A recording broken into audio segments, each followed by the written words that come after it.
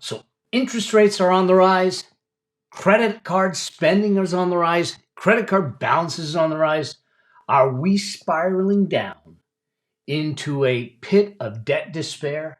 And if you are, how do you negotiate your way out with these credit card companies? Well, in this episode, we're going to talk about what's the best way to negotiate so you can reduce your payments, reduce your interest rate, and reduce your balances with your credit card companies. So I look forward to seeing you in the episode. Welcome to this episode of the Affluent Entrepreneur Show.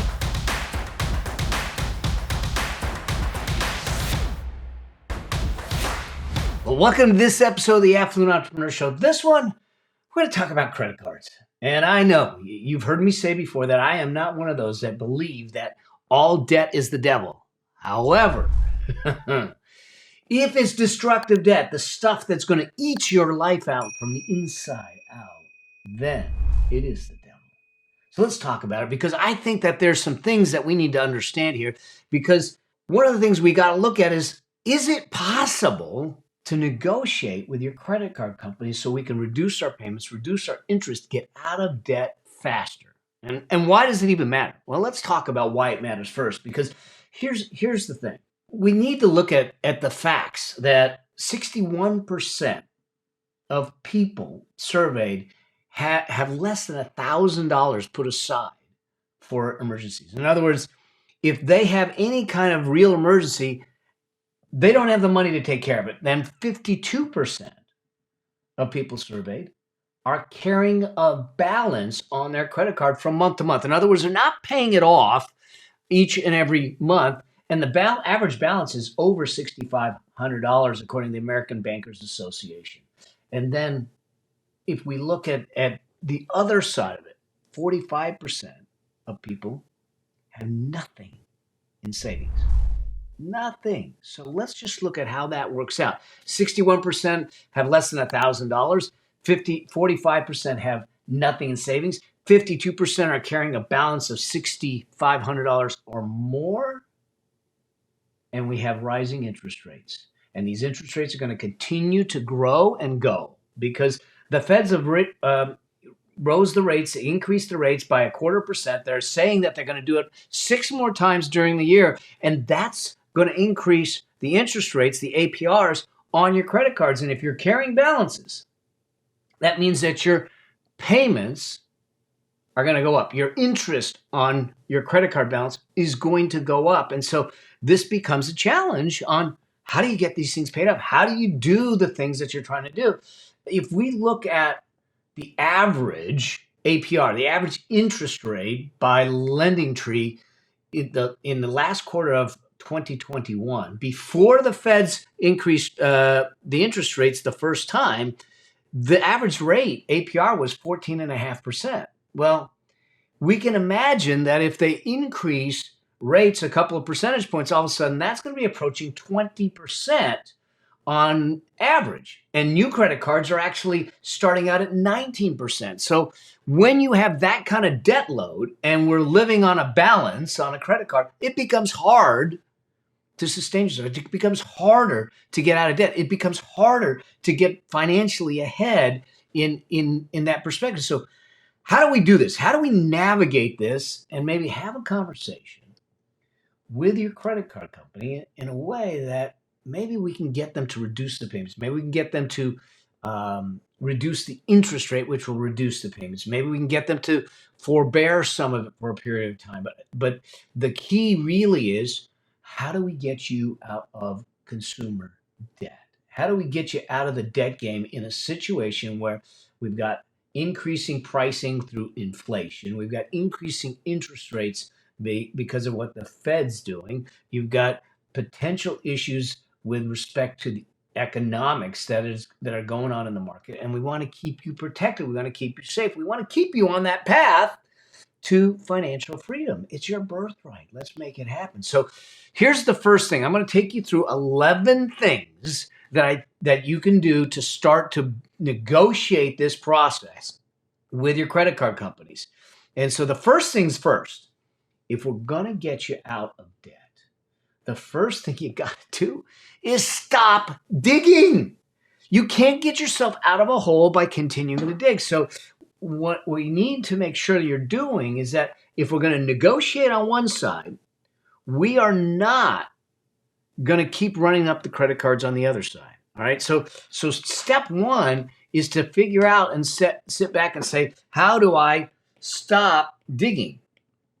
And what that might entail is you taking a long, hard look at your spending patterns. You're taking a long, hard look at your wants and needs and building out. This is one of the reasons that in the Affluence Blueprint, we work with people to create what I call a cash flow resource plan to understand where the money's coming in at, where the money's going out at, so we can start to manage that. If we are living on credit cards, paying our lifestyle expenses on credit cards, what you're doing is you're spending tomorrow's dollars for today's life. And we don't want to spend tomorrow's dollars for today's life. In fact, we don't even want to spend today's dollars for today's life. What we want to spend is yesterday's dollars for today's life, because if we're spending yesterday's dollars for today's life, that means that we have built something up and and it's paying for itself. And so this is the thing that we're trying to do. So step one is I need you to stop digging. If you've got credit card balances and you're continuing to run on balances, we got to stop it. We got to stop the bleeding, because as these interest rates go up, it's going to be more problematic. Now, Number two is more of a caution. If you're in collections, I don't know if you are or not, but if you're in collections, I want you to be aware of a couple things. First off, understand that if you're dealing with a collection person, it is simply a business transaction. They don't care what they do. They are simply trying to collect from you. They will be your friend. They will treat you nice. They'll use manipulative tactics. They'll do all of those things. And if they need to, they'll ratchet it up and they'll be a jerk to you. Okay, so it doesn't matter what they do. They're trying to get to their objective, which is to get this thing collected. And so a couple of things I want you to understand. What I want you to do is, first, I do not want you to take it personally. Okay? Don't take it personally, because it's not personal. It's simply a business transaction. Okay? Don't take it personally. Number two, when it comes to dealing with collections, is that they will do some things to incite you. They will do some things to try and get you excited and do some things to maybe get you off your game. Okay? Don't take the bait. Don't take the bait. I spend a lot of time in mediations and negotiations because of all the transactions and the deals that we've done over the years, and negotiating things. And one of the things that people will do is they'll try to push buttons on the other side of the table to try and see what the hot buttons are. And now they have leverage on you. So what we want to do is not take the bait. Stay calm and don't argue. Don't justify. Allow them to speak, the collection agents to speak. Allow them to say what they want to say. And you are just like you're a witness on a stand. You will answer only the questions that are asked. And then whatever they say they're willing to do, you must always get it in writing. Okay? If it's not in writing, then it's not real, especially with the collection agencies. Now, you have some rights as a consumer, so they will bend those rules, bend those boundaries, and so you want to be familiar with those rights. But the biggest thing is that stay calm, don't take the bait, and don't argue with them. Allow them to do whatever they're going to do, say what they're going to say, and if they give you an offer that you want to take or you like, tell them, please put it in writing. And once it's in writing, I can move forward. And if they don't want to put in writing, then they weren't making a real offer. All right. So that leads me to number three. So number three, believe it or not, is to know what you owe. If I am going to call a credit card company to have a negotiation, I need to know what I owe. Too often, we don't want to look at it. I was coaching someone just recently who is sitting on a bunch of student loan debt. And I said, how much? He said, I don't know. What's the payments? I'm not sure. What are the interest rates? I don't know.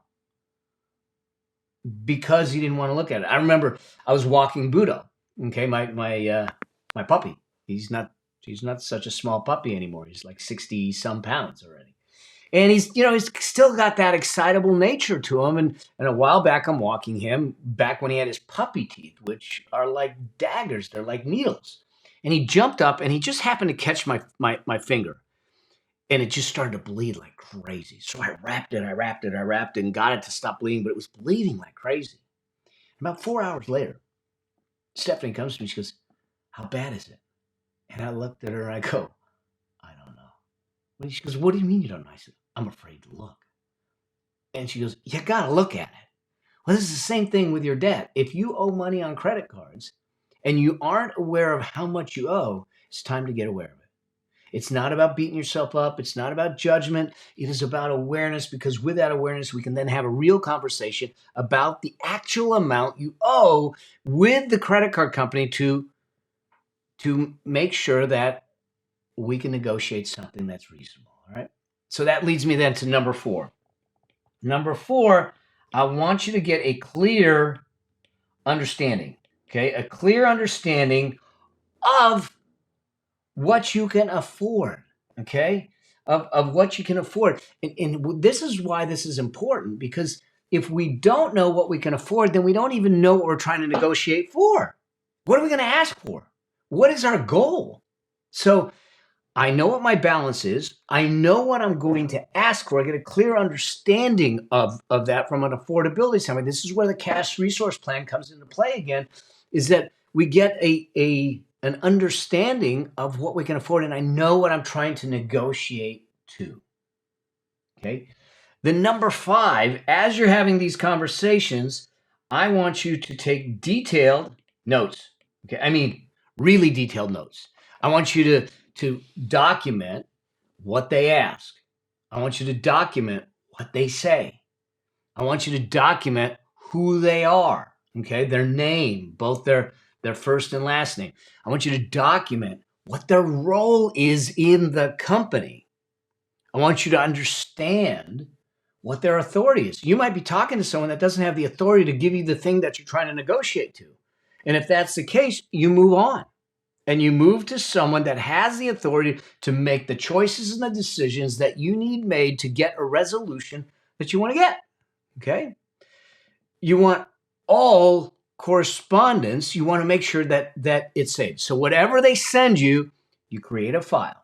You can keep old-fashioned hard copy file, or just scan it and have it in a folder, and make sure you keep 100% of all the correspondence that's going between you and them. Everything should be in writing, okay? And then before you ever start on the call, I want you to understand what your story is that you're going to talk about. Now, I'm not saying to make up a story. What is your truth? Hey, listen, I got hit with a medical bill that I wasn't prepared for. It came in all of a sudden. And at the same time, we had the pandemic. I lost my job. Whatever it is, I want you to keep it short.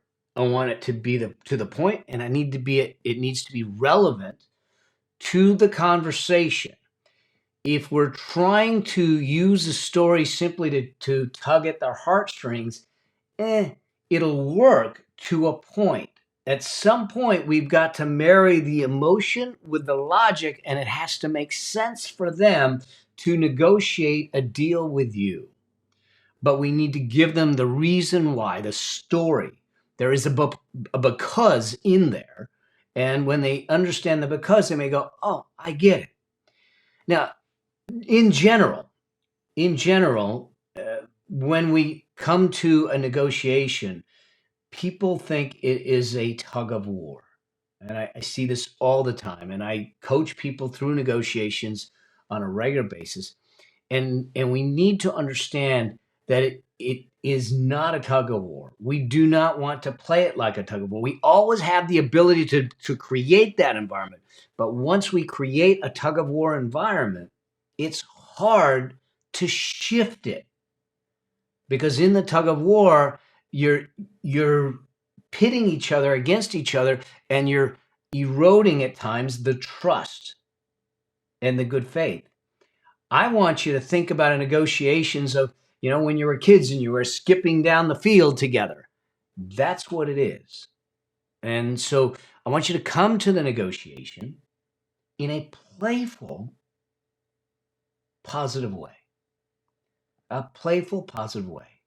And looking at it from that perspective. Listen, I've negotiated things, and people have been amazed. I've negotiated everything from a parking spot to rental cars to hotel rooms. And most of the time, I do it in a joking way, just for fun to see what happens. Like it was 4th of July.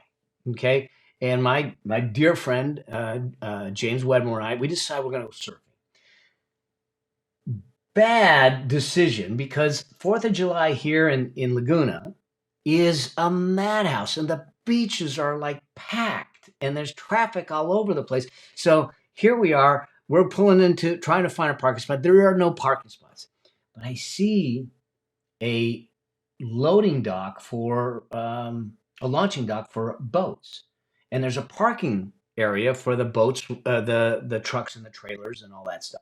So he sees me turning. He says, "What are you doing?" I said, "We're going to park in here." He says, "They're not going to let you park in. They're people with trailers." I said, "Hold on." So I go up and I start joking with the guy at the gate, and he turns around and he says, and then finally turns around and says, "Just go park over there. Don't let anyone know. Didn't charge us, didn't do anything, and we got a park." So James is like going, "How did you just do that?" All right. Point being is, if we are playful, listen, most of these people are getting calls and they're negative and they're demanding and they're in their face type of calls, and you will be a pleasant surprise to them, and they'll go further for you if they can. And so I want you to come at it from a playful perspective.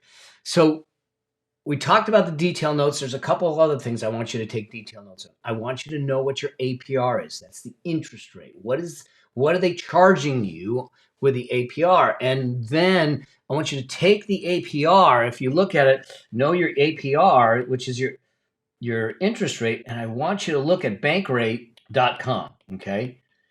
And I want you to look at what other interest APRs are offered there for someone of your caliber, because that gives you ammunition to have a conversation with them and say, "Listen, I was looking at on bankrate.com, Chase Bank is offering me a rate of 7%, and you guys are at 15%. How do we get me to that 7%?"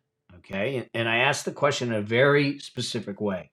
So I want you to understand what your APR rate is, and I want you to understand what the APR options are out there. Now, one thing that goes into these APR options is your credit score. So I want you to go to freecreditreport.com, freecreditreport.com. And I want you to pull your credit report. I want you to know what your credit score is, because depending on what your credit score is, will determine the kind of APR you might be eligible for.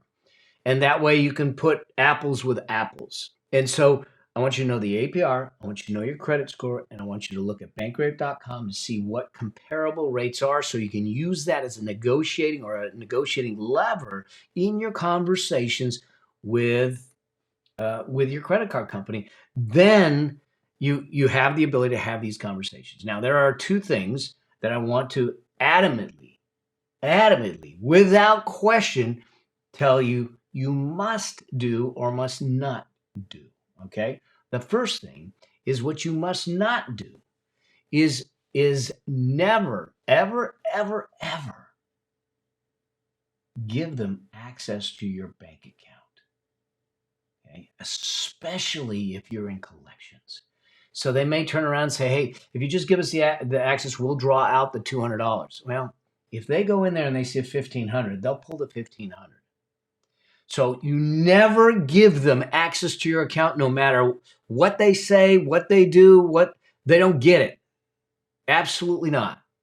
If you're going to pay something, you will wire it to them, you will send them a check, you will do whatever, but they will not get access to your account. So that's the thing you're never going to do. The thing you will always do is everything will be done in writing. So if you come to a conclusion, if you come to an agreement, then what I want you to ask them to do is, can you send that to me in writing? For instance, maybe you're in collections, or maybe you're talking to the credit card company. They say, as long as we're going to get a $500 payment up front, we'll reduce the rate, this and that. Great. As soon as I have that in writing, I will forward you the $500 payment, and we'll make sure that we're good. You make sure that you have everything in writing, especially if you're in collections. All right. Hopefully this helps. All right. Now, some negotiating tactics with this. If we look at this, is I want you to focus, and this is a big deal. Focus on how questions versus why. Okay. When we talk to someone and we say, I don't understand why can't we do this? You're begging them to give you a reason why they can't. Versus and this has saved more negotiations than I can count. Okay. When I start working with people in this way, but when you ask the question as a how question, if I say, how can we make it work out where I get a chance to make sure that your guys are taken care of and that you're whole and that I have the ability to get this thing paid off in a timely manner without having to do anything that could impact us long term, like bankruptcy or anything like that. And it's not about making threats. It's just about asking, how do we make this work? See, a how question, the power of a how question is it presupposes that there's a way. And it moves them from the other side of the table to your side of the table. So you're looking at the problem saying, how do we co-create a solution to the problem? So we are going to focus on asking how questions. And so I'm not going to ask necessarily yes or no questions. Like if I say, is it possible to do this? You're asking for a yes or no question. Versus, how can we make this happen? It's not a yes or no question. It is a solution-based question. Huge, huge. In any negotiations, if I can come to it with a bent towards how do we co-create a solution to make us both feel pretty good. Now, not everyone's going to feel great in it, but if we can come away with it whole, then we're good. All right. So focus on how questions. Number 7. Number 7 is, oh gosh, and this is big. Keep your emotions in check. Do not get emotional. You have plenty of time to get emotional after the call. I want to be, Stephanie made this comment. We went to negotiate a car for her, and we had this conversation before I go in there. He said, I'm gonna sit there. I said, I just need you to just not show any emotions, which is hard for her. Okay. And we were negotiating, and I sat there quietly. No emotions, no tells, no nothing, in silence when I needed to. And it made the car salesman uncomfortable to the point that we got the exact deal that I went in there to get. And so when we show emotion, they see that they found a kink. And so and we just play that around. We don't allow our emotions to get in the game, in the process of the game. If we're done with negotiation and we're out of sight, out of mind, we can get as emotional as we want. We can rant, we can rave, we can do all kinds of things, but we don't do it in the negotiations. You'll see it in the movies where they go storming out and all that stuff. You know what? No. Okay? Don't do it. Don't do it. You have plenty of time to do that. Once you do that, you cannot get it back. And if you truly need to do it, it lost its effect because you've already done it before. All right. Then number 8, I want you to don't just kind of make threats, or demands yet. Okay. You don't go in there in a negotiation and whether it's credit card or anything else and say, take it or leave it. Take it or leave it. Because there are people, someone like me, that on principle will simply walk away.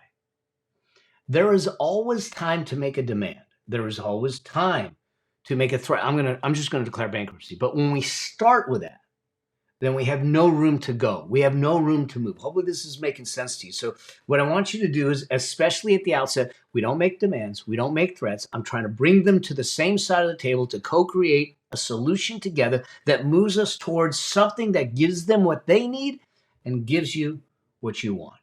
Okay? It's truly about doing that. And the only way to do that is number 9, which means that you have to spend a little time understanding them, is to understand their desired outcome. Okay, what do they want out of this?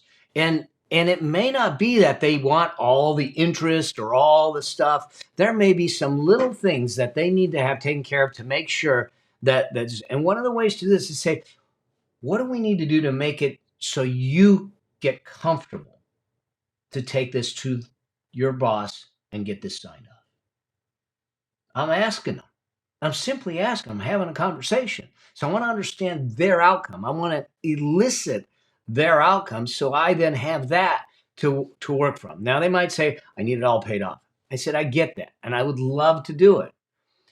But the facts are, I can't do that. So how do we co-create something? How do we work together to give you something of what you want and allows me to do the things that I want? You see, I'm trying to work together and not create the animosity, which we can create at any point in time. And the way to do this is really starting with number 10 is this, is find a way, to look for a common ground. Is there something that you can bond on, that you can talk about? Now, and I turn around and typically if I call anyone, whether it's my doctor's office or customer service, or I just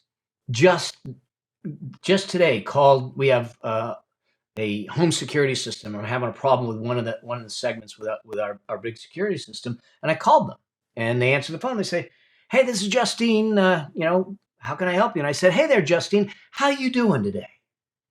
Now, a lot of times it throws them off, but they go, "Oh, I'm doing fine. How are you?" I said, "I'm doing pretty good. I'm pretty good. Where are you located?" So I start a conversation that's more personal. And so in this conversation, she goes, "I'll try to get someone out there, but we are like booked solid." I said, "Hey, listen, I totally get it. Whatever you can do, it would be really helpful to me." And she goes, "You know what? I'm gonna sneak you in on Saturday." So she fit me in the schedule. She worked with me because of the way I tried to create rapport at the very beginning. Okay, so I'm going to try to find common ground. I'm going to try to work through it in that way. And then the last thing, number 11, is this: is that you will likely not get, especially with credit card companies, you will likely not get exactly what you want the first time. So I want you to be persistent in a respectful way. Be persistent. Be willing to escalate it. In other words, if you can't approve this, who has the authority to do that? Now, if they say no and they say, all right, let me consider it. And if you need to, call back. You'll probably get someone else and start the conversation again. All right. So we've become a credit card society. We, in the fourth quarter of 2021, spent more on credit cards than we have in 2 decades. I think that's going to come back to haunt some people as we see inflation until we get control of it and we see interest rates rise. And I want to keep you safe. I want to give you the tools to try and work through it. And so, what I'd love for you to do is a couple things: is to make sure that you have a plan to get yourself out of debt. And if you don't have a plan, let's get you on a plan. I'll hook you up with a video on how to get out of debt the affluence way right over here. And so I want you to take that and go through that, set up your debt payment plan. And then if we want to negotiate, if we're sitting back and looking, you've got high interest debt, I want you to get on the phone. I want you to use some of these 11 steps to start working through. I get it. It's tedious, but it's necessary. And it'll pay dividends if all of a sudden I can take that interest rate from 20% down to 10%. Man, we're going to pay this thing off a lot faster. So go ahead and understand that. The other thing is that if you're starting to trying to figure out how to build your wealth, I'll make sure that I hook up this other video on what do you do with your cash over here. It's going to take you step by step through the wealth priority ladder. And what do we do first to start? This is what I do with all my clients, my master's clients, and my affluence blueprint clients to help them start to get themselves out of debt, but building wealth the right way, the sustainable way to make that happen. Okay. And get yourself in a situation where the debt load isn't on your shoulders, isn't going to bear you, and it's going to allow you to start to flourish. Listen, as we go through some of these uncertain times, there's can be tremendous amount of stress. However, there can be a tremendous amount of opportunity. And I think that if we look at it all through the eyes of opportunity, we can find the pathway through that. I want to help you through it. If you're having challenges with any of it, then please let me know. DM me, send me a note, post a comment, and let me help you out in the process. In the meantime, I want you to check out these videos and let's keep rocking and rolling. Get yourself in a position where you're on the path to financial freedom and always, always, always strive to live a life that outlives you. I look forward to seeing you in another video, another episode. Cheers.